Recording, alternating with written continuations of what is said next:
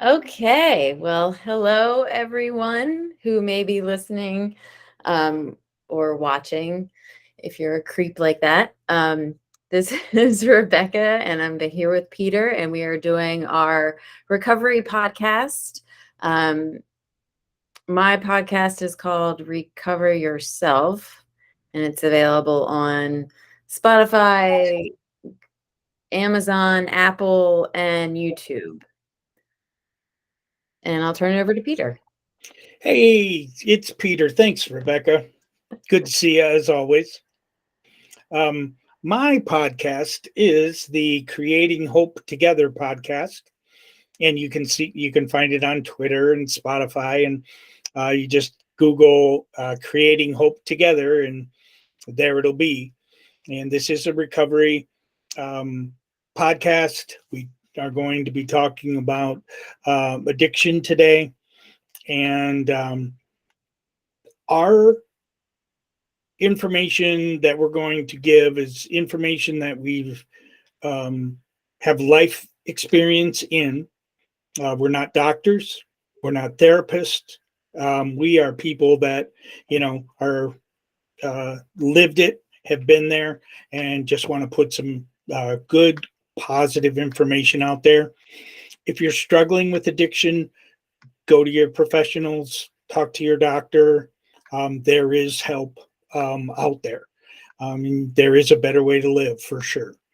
So that was kind of the design of my podcast for sure. And I know it's the same for Rebecca's, is for us to get that message out there. So we're just going to jump right on into it as usual. Okay, well, thank you, Peter. And what a glorious introduction. Mine was so awkward and clunky. I'm just having one of those days. But today, I don't have the poise that I would normally have. So today we're going to be talking about recovery, specifically in regard to sexual minorities.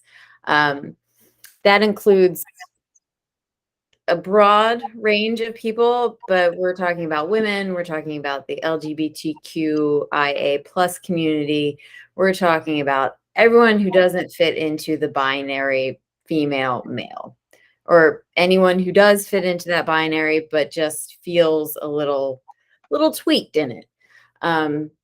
This is a subject that is very important to me, not only because I am a woman, a sexual minority, just being a woman, but also because I'm a bisexual woman. And that puts me in a double of a minority. I do recognize the fortune and the opportunity that I have in my life being a woman. But it comes at a cost. It's an implicit cost in a lot of instances. We don't really know how our assertiveness or our drive or even our ingenuity will be perceived, because it's often determined to be something kind of suspect in a way, because it's not a male drive, it's not a male initiative, it's not male ingenuity. And I can't imagine the trouble that somebody who is even farther outside of the binary, if you're a trans individual, if you're a trans individual who also happens to be a person of color, or there are all these different factors that can compound and catastrophize your situation, and it's easy to get lost in, just like I am right now. But I think I decided I wanted to do something a little different with my introduction, my first part this time, because representation is important to me. Feminism is important to me. And I think one of the best ways for me to share a little bit of my passion for representation, feminism, and equal opportunity for all people, is to share just a short passage from a philosopher.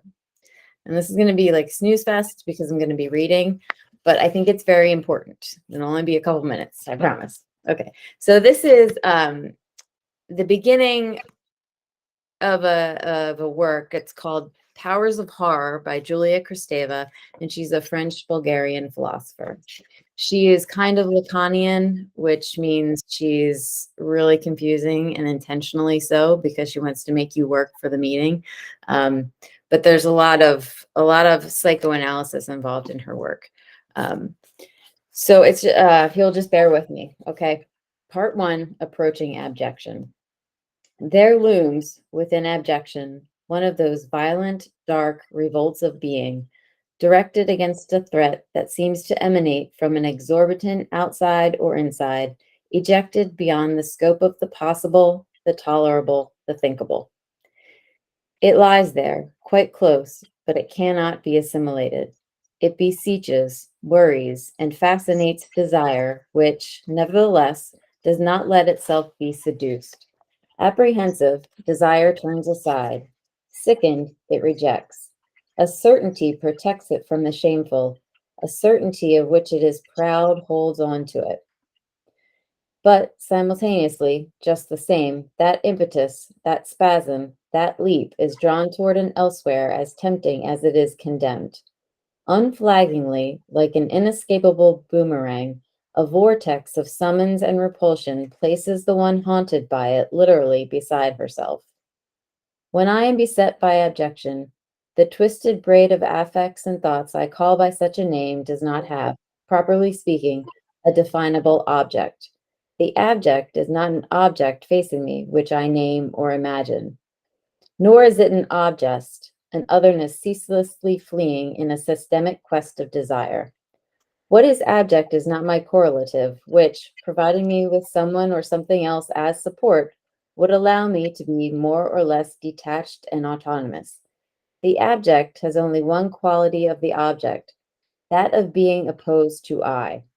If the object, however, through its opposition, settles me within the fragile texture of a desire for meaning, which, as a matter of fact, makes me ceaselessly and infinitely homologous to it, which is abject, on the contrary, the jettisoned object is radically excluded and draws me toward the place where meaning collapses. A certain ego that merged with its master, a superego, has flatly driven it away. It lies outside, beyond the set, and does not seem to agree to the latter's rules of the game. And yet, from its place of banishment, the abject does not cease challenging its master. Without a sign, it beseeches a discharge, a convulsion, a crying out. To each ego its object, to each superego its abject. It is not the white expanse or slack boredom of repression, not the translations or transformations of desire that wrench bodies, nights, and discourse.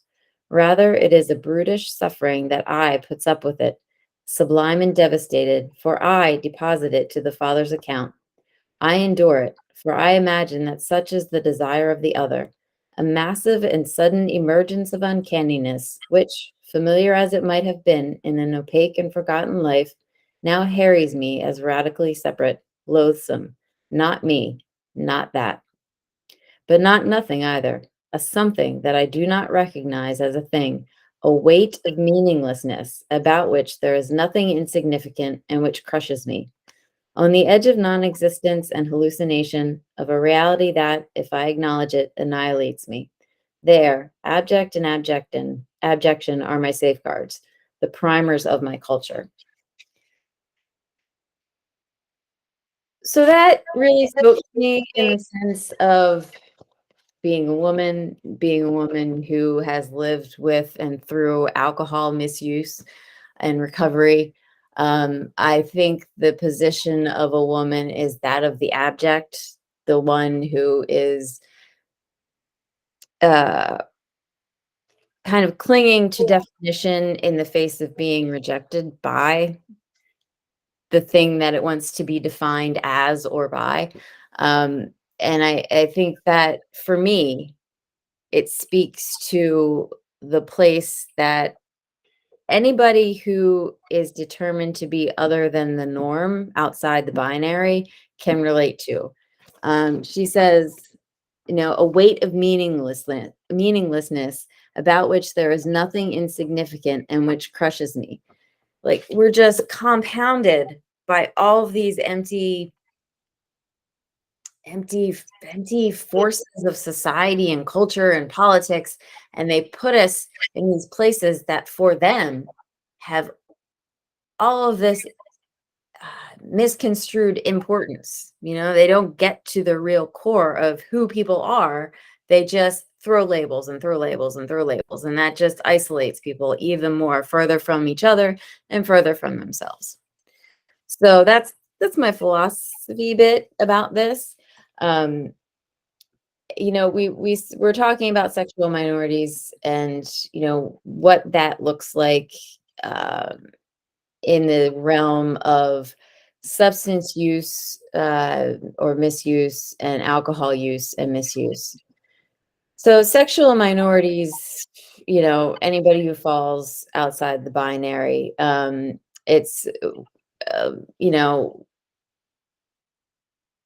it's a broad range. The LGBTQ, lesbian, gay, bisexual, transgender, queer population primarily has a higher rate of not only substance use or alcohol use disorder, but co-occurring disorders as well. There's a 20 to 30% higher percentage of substance abuse versus in comparison to the rest of the population. There's a higher rate because of imposed obstacles by society. There's a higher rate, like I said, of co-occurring disorders. It's a 5.2% higher rate of co-occurring disorders in gay, women, and men, 10% in bisexuals. There's not really, there aren't too many numbers on transgender individuals living with AUD and SUD yet, but I think that's because they are even farther removed from the binary, and so even less likely to seek treatment because they've been so set so far outside. Women in general consume 7.9% to 11.3% more alcohol. Um, it's just it's an epidemic in these sexual minority populations that's only compounded and increased by different kinds of stressors. Primarily, it's subsumed under something called the minor stress theory. And that's the minor stress comes as a direct result of being repeatedly exposed to discrimination, prejudice, poor social support, low socioeconomic statuses, which over time lead to health complications, which oftentimes go untreated because there is such a stigma against sexual minorities, and people with substance or alcohol use misuse conditions twice. So within this minor stress theory, the two main stressors that are delineated are proximal and distal stresses. Proximal stressors are stressors that are internal. They're often a byproduct of the distal stressors, but they're things like, staying in the closet, concealing your identity, being anxious and vigilant about your presentation when you're in public so you don't draw any suspicion or, any sort of harassment, and self-hatred, negative feelings about yourself and your group, however you would identify. Those are internal stressors, and distal stressors are the external ones, like societal rejection, prejudice by society, discrimination. There's only 25 states that don't have laws that protect the LGBTQIA community. And this lack of protection by the law leads to an uncertainty that can change people's daily lives in an instant and make them even more vulnerable than they already may have been. There's hate crimes, just fear, there's trauma that compounds all this. So that's that part. Yeah. I don't know, Peter, if you have anything you want to add before moving on. Um, Yeah, the number one, in the research that I've seen, um, being a sexual minority, and we deal with it every every day. This word I'm going to use, um, but the stigma attached to a sexual minority it's a different type of stigma that um, I is not being identified, seen by the I guess by the broader scope of the world. For people that are the sexual minority, the there are places, there are programs that have been diving into this since the one I looked at, the Pride Institute, was since 1986, and so they've understood that there's a different situation, there's a different there are different foundational issues going on with sexual minorities than, say, me. When you know, my foundation was built on certain things, helped me become a drug addict. I was self-medicating. Well, this is true for the LGBTQ community as well, but it's it's worse. It's the stigma. Not only do they have to overcome the stigma of, we'll just say, okay, self-identification. Well, we've done podcasts and we've talked at length about, okay, now I'm self-identifying as an addict. Stigma right there. Oh my gosh, what is he, some kind of a intravenous drug user? And you know, um, then you start adding other stigmas onto the pile of the addict, and it's a pretty big hill to climb. And the treatment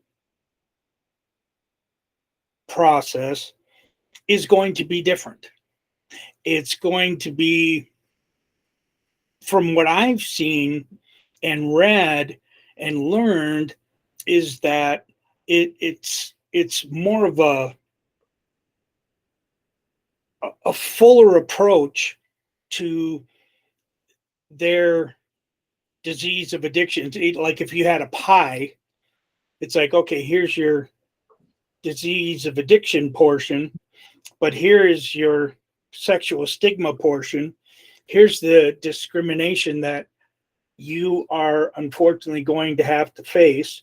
Here is, and all these things that, we all as addicts, alcoholics, have them. These are different. These are a lot of these different aspects of their treatment is it's let's just say unknown, untouched, unresearched, not like a regular old white guy in his 60s that comes off the street and says, hey, I've got this drinking problem. Oh boy, we've had a plan here since 1930s. Bill W created it for you. So there is unique factors for those patients, and we hear it every day: homophobia, transphobia. They have family problems. My family problems, gosh, when Peter's around, he's always asking for money. He's we never know if he's going to be sober or whatever when he comes over, and he's going to be around the kids. Okay, those are my some of the basics for family. Well, a trans person, a gay person, bi person, a marginalized person is going to have even more of those things just when it comes to the component of the family. Like, oh my gosh, they're that, they're gay, they're trans. What does that even mean? I don't even. So it creates a whole other level of stigma, pain,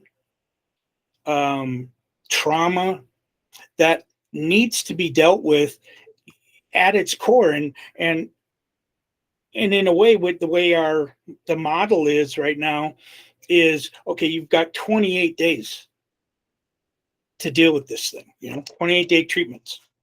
Or as I've seen, there are ones that are longer and they're available, but they cost, they cost.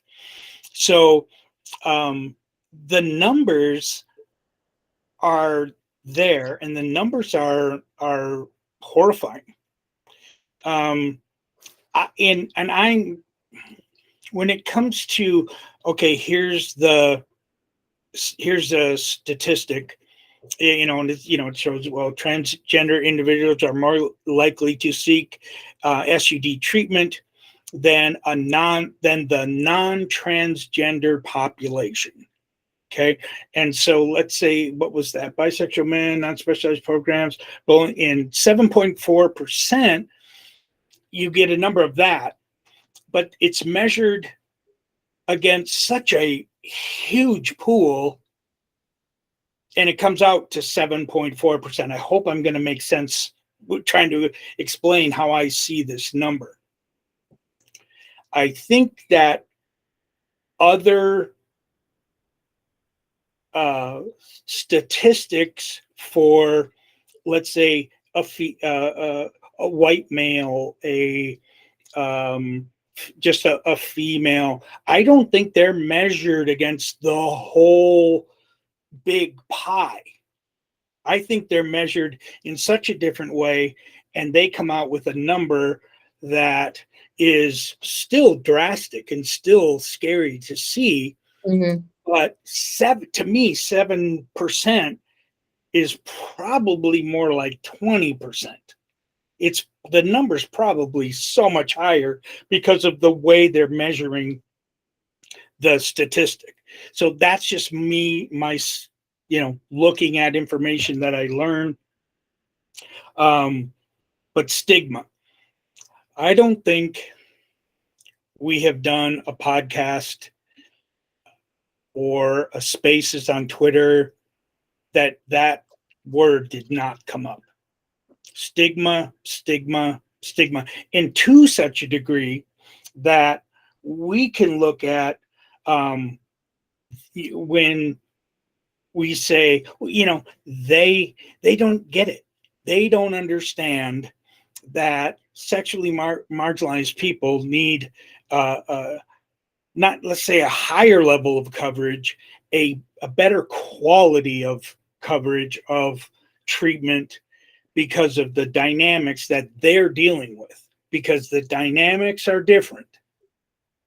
And so when we even say, well, they don't get it, we're actually going ahead and we're throwing stigma back on them over there, right? Right. Because we just figure we might not even be aware that we're doing it, but we're throwing it back on there because there's a lot of them and they out there that are doing some great work. Mm-hmm. They have to do more. I have to do more. Rebecca's doing more. She has to do more. We all have to do more because this is a big problem. Yeah. And if we're talking about now we'll just we'll back up a little bit. Let's just talk about the addiction part. I think the addiction part is going to relatively stay the same. whether it's a 12-step based program, some of the other recovery programs out there.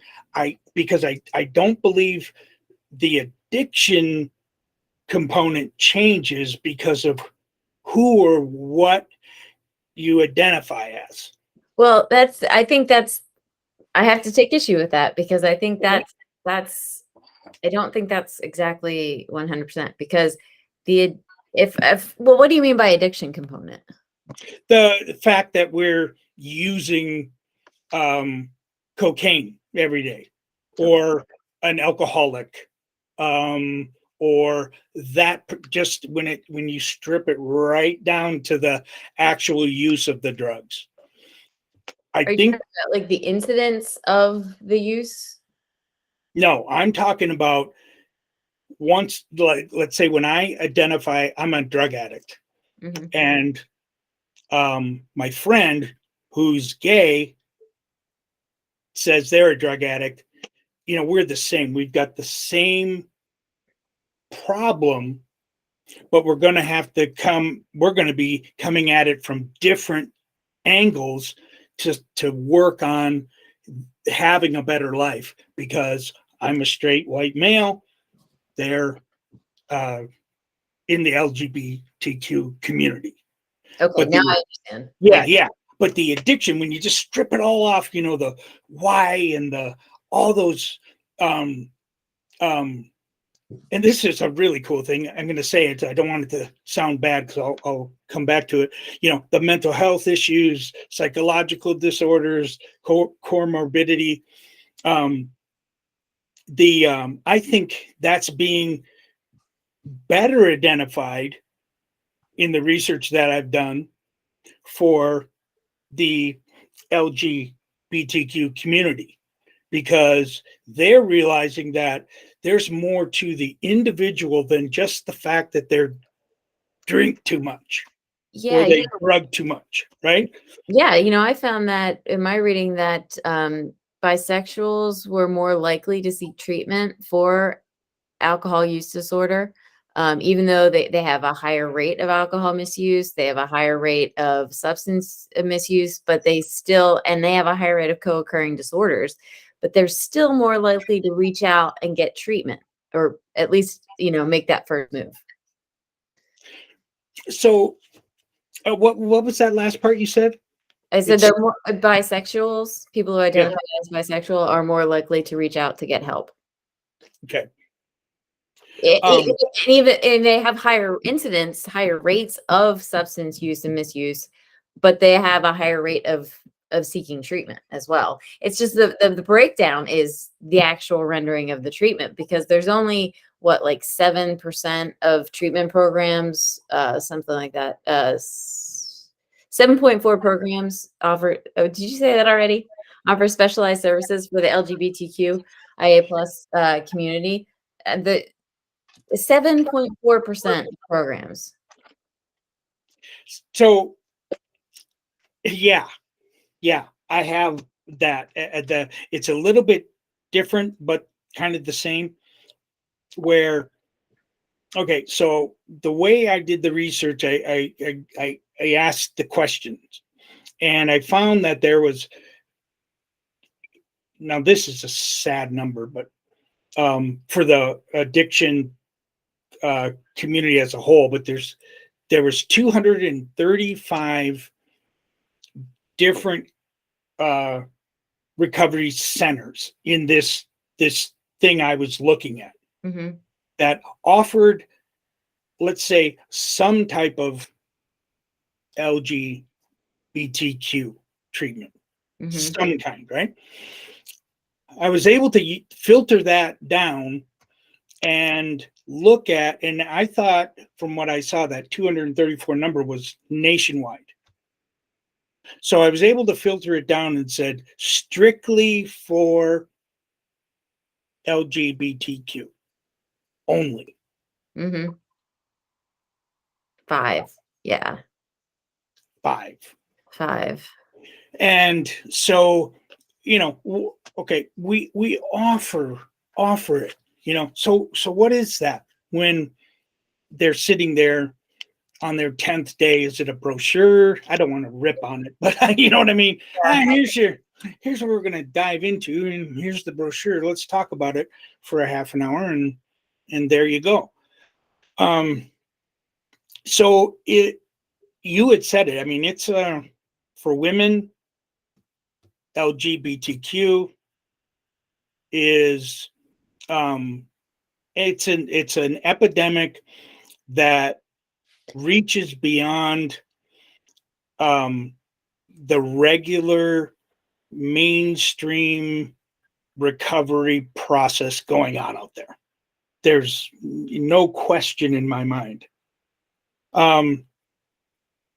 The other thing I saw, whether we're talking LGBTQ and female in with addiction, female biology, let's say, they're more apt, that biology, no matter how you identify or what, that is more prone for other diseases that are quicker, that develop quicker. They have more health issues, more mental health issues, quicker, faster than men. Yeah. Yeah. Yeah, And definitely. it's staggering once you really see it. It's staggering. Yeah, I mean, Go ahead. women. Oh, sorry. Women who have any type. I'm just gonna say SUD, and I'm gonna mean AUD as well in that, because alcohol is a substance that is misused. So I'm just gonna do that instead of like whatever. So women have.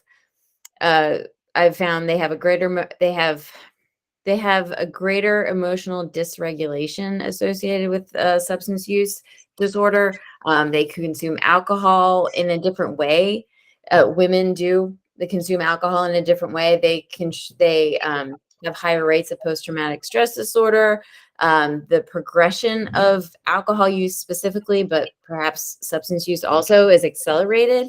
And along with the comorbidities with that, depression, phobia, and other anxieties, everything just kind of gets like fast tracked, right? The brain suffers more nerve damage and inflammation from alcohol withdrawal. The stresses of alcohol use stimulate other psychological stresses and traumas. It's just the risk for women is just phenomenal. And the fact that, I don't know, the main treatment program that we have was designed for white men only, is upsetting, but it's changing. You're right. It's changing.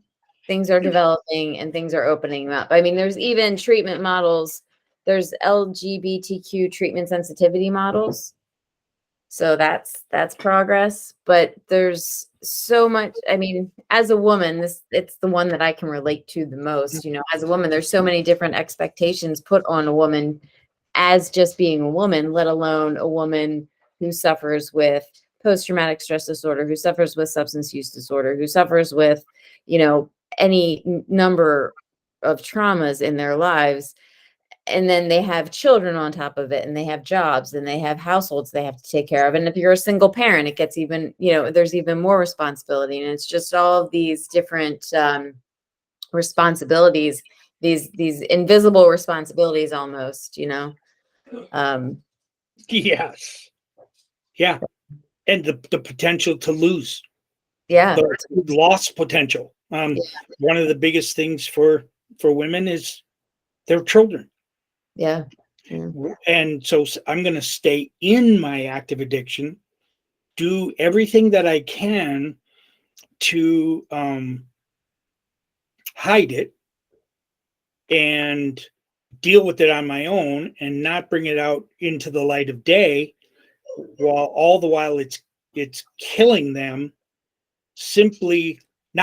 It's very complicated because they have the fear, if I do this thing, if I go get help, and I try to want to be the best person that I can be, because a good, healthy, strong me is going to be the best thing for my kids. Mm-hmm. The potential of losing your kids it's overwhelming. So you'd rather stay in the horror of addiction than to actually try to figure it out and try to reach out and get help. Because why? There's that word again, that big S word, because of the stigma of it. Yeah. Wow. If you're using this and that, or you need to go to treatment, that's child endangerment, or that's a no-no. Yeah. However, if you have a man and a woman in a relationship and the husband needs to go to treatment for alcoholism or drug abuse, that's good. Yeah. What a strong man doing the right thing for his family. Right. Right. But, it's not just pulling it out of the air here. That's very real, and very frustrating, for me. You just touched on, and because my mind is just going, there's a piece in the Narcotics Anonymous text, and made by white guys for white guys. Mm-hmm. So there are this paragraph: there are no strings attached to NA. We're not affiliated with any organizations. We have no initiation fees or dues, no pledges to sign, no promises to make to anyone. We are not connected with any political, religious, or law enforcement groups. We are under no surveillance at any time. Anyone may join us, regardless of age, race, sexual identity, creed, religion, or lack of religion. That, for me, for Peter, I get it. Because it was written for me by guys like me. Yeah, exactly. But for somebody that's outside of the spectrum, they quite possibly could see this as being anyone can join us. Yeah. Especially and including the sexual identity one. It's got to put it in their head going, it sure kind of feels like I'm being singled out. I understand why it's there and why it needs to be there. It's actually an embracing, all-inclusive kind of a battle cry, but still it creates a thought or a doubt in the mind of a sexually marginalized person simply because that's how they self-identify. It's got to be there. So it's another hump for them to overcome, because what they've already done is overcome the fact that they're saying, okay, I need help. I've taken the steps to find help. I've taken the steps to get help. I've got the place to go. I am going to go to a meeting, or I'm going to go to treatment, and I'm going to, so they've taken all these really, really difficult steps to get there. And then they get there, and then they get that thing, and it's like, damn it. It feels like another hump that I have to jump, which is I think, once you get there and stay there, that's how complex this problem is. But we're one of the smartest countries in the world. Well, maybe, I don't know, maybe we're 27th on the list now, but we should be doing better. And if we're not doing better in this, with this particular minority group, when it comes to addiction, Mhm. it's on purpose. It is. It definitely is on purpose. It feels that way. And extremely frustrating because I know, and it's funny, I wasn't going to write it down, but I did anyway. Back in the late 80s, early 90s, I had a meeting that I co-chaired and went to a regular basis, and there was a group that came from actually the Pride Institute when Wow. the Pride Institute was very early on. And I believe that they were met with love and hope, and it was a fantastic experience for all of us, Mhm. because we were really dealing with a group of that I knew even then was marginalized and that had it really difficult. And this was, we're talking, that's a lot of years ago. A lot has changed in that particular time. And so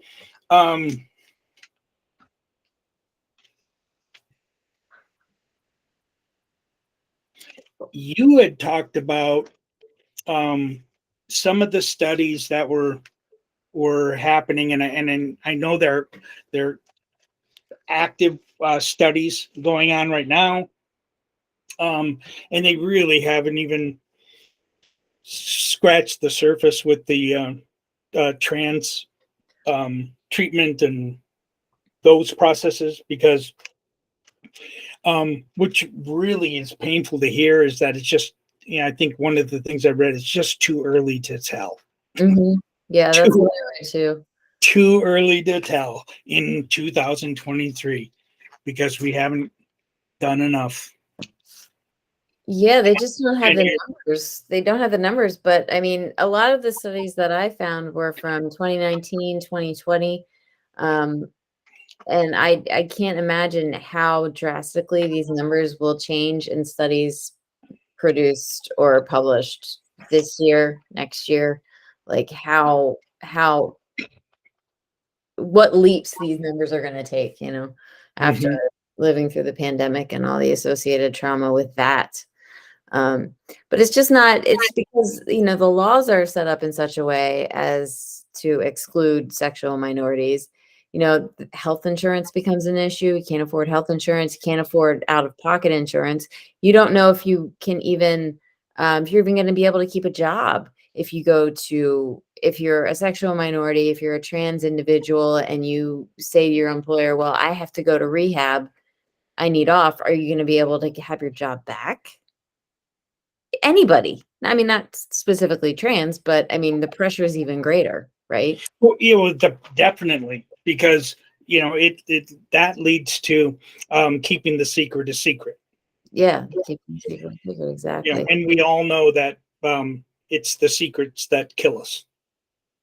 Yeah, All exactly. secrets when it comes to us trying to live, a better life, or going forward, because work may not even know about it. Yeah, So that keeps people in it instead of being able to be free to identify as who they are. And so there again, another barrier. Um, I was talking with my daughter the other day, and we were talking about um, Brendan Fraser, yeah. and how he came out with that new movie and The Whale, and Mhm.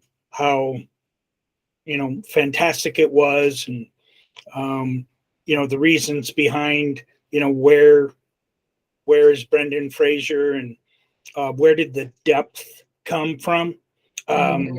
for him to be able to do that particular movie, Well, it came from trauma.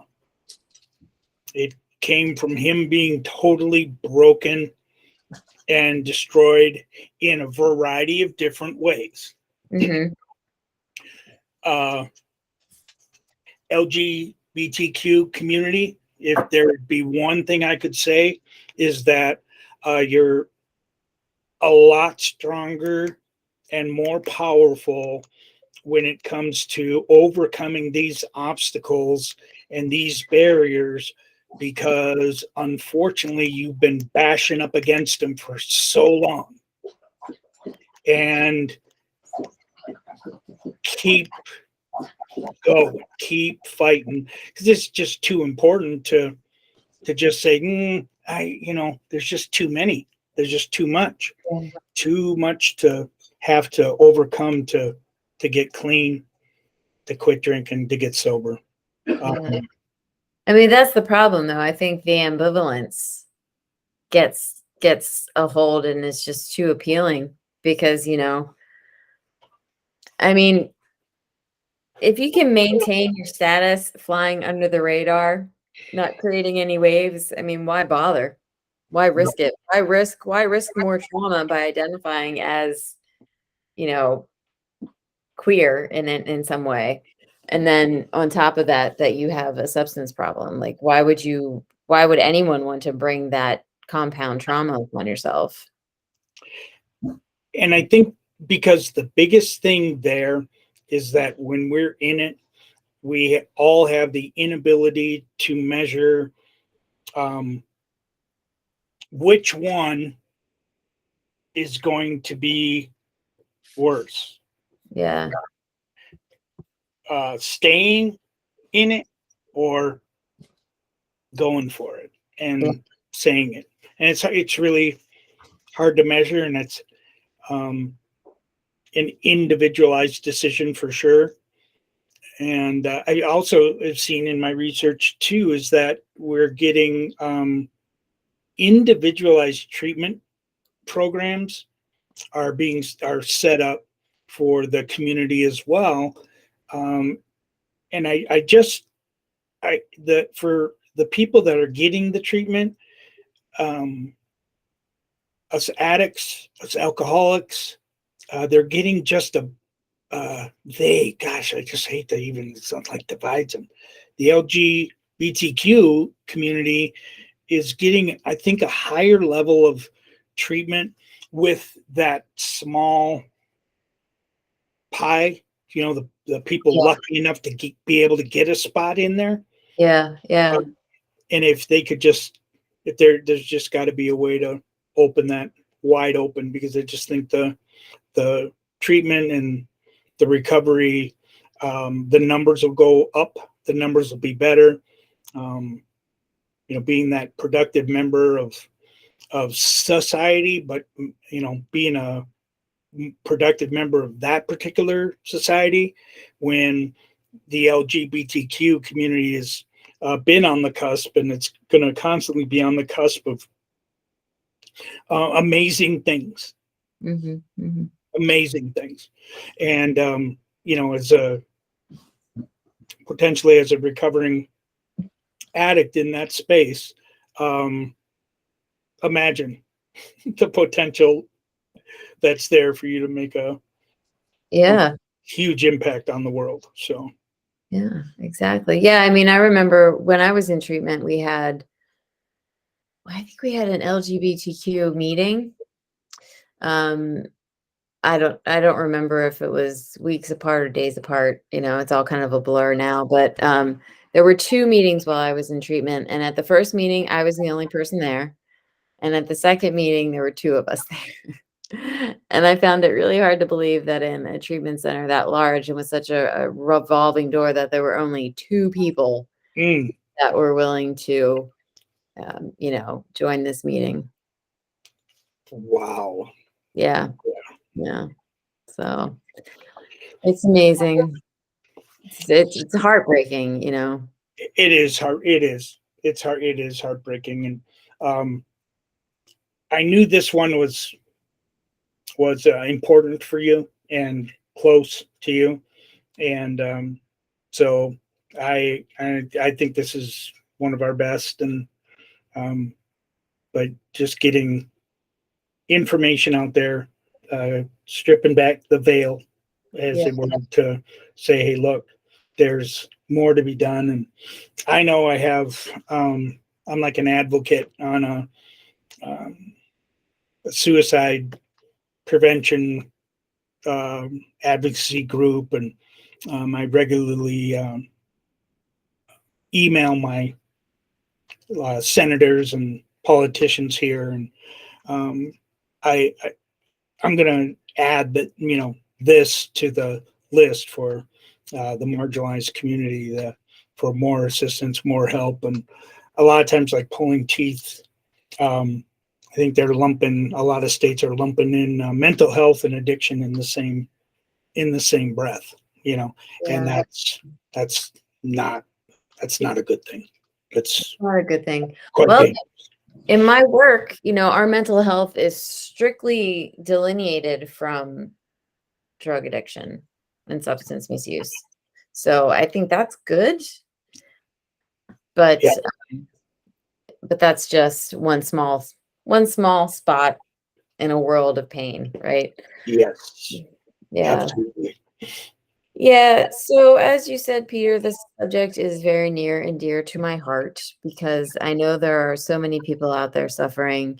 And whether I knew I was suffering the way that I was because of the way I identified, I don't know. In retrospect, yes, right? But um I didn't come out until after I got sober. And I've known I was bisexual since I was 6. Um, but I never said it to anybody, and I never said it to my family, certainly, until I don't even think I was a year sober, but maybe it was over a year. Maybe it was over a year sober. But like it's such a hard thing to have to hide yourself in any way for any length of time. It's such a hard thing to hide yourself. And I know, as Peter and I have talked about, the numbers aren't on the numbers for recovery options aren't on our side yet, but they're getting there. Like we said, there's the Pride Institute. In here in Pittsburgh, there's Central Outreach, which has all kinds of wonderful services for treatment, support groups, health services, resources. They provide health services there. So it's a lot of fine comb tooth searching, whatever it is. But you can find it, and it's daunting and it's disheartening, but it's there. You just have to keep looking. And as always, you can email us and we can help in any way that we can. This podcast will be posted on our websites, our individual websites. Creating Hope Together for Peter's podcast, Recover Yourself for my podcast. And I'm on YouTube. I'm going to put it on YouTube. And my Twitter handle is @CalamityReeves. So I think we've covered it. I think we have covered it, but let's throw in a plug for the new thing. Yay! The new spaces thing. We also have, it's like, not that we didn't have enough on our plates. We have a Twitter page, and it's called 3 Fierce Phoenixes. And me, Rebecca, and another friend of ours, and we do Twitter spaces with that particular one, and talk about a variety of different topics, and open chat and open talk. And we're going to be doing one coming up here next month, I believe, and there may be other options. My schedule is a little bit freer, so there might be some other ones popping up in there, but go to that particular Twitter page, follow it, and hope to see you on some of those spaces. Yes. Thank you for the bonus plug there. Yeah, so we're going to be, I think we said maybe around the third week of March. Yeah. I think doing another Twitter space. And then, of course, we'll be doing another one of our shared podcast talks next month. Maybe. Maybe. Yeah. I want to do it a little sooner than that because I just can't get enough of Rebecca's presence and her knowledge and her spirit. It encourages me. I know that if you listen to this podcast and her podcast, it will encourage you too. So, but yeah, we're going to keep on keeping on. And as we battle our own battles every day with addiction, mental health, and all these things, we're just going to try to give back what we've learned and what we've experienced. So, all right. Well, thank you so much, Peter. You bet. Talk to you soon. Talk to you soon.